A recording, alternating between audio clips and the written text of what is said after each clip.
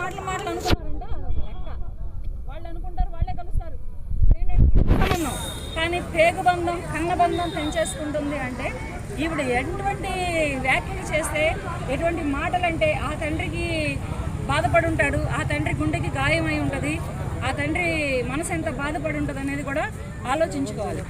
అప్పుడు 2016లోనో 17లోనో ఆ అమ్మాయి ఎవరో ఒక అమ్మాయి సవితి తల్లి బాధలు పెట్టింది.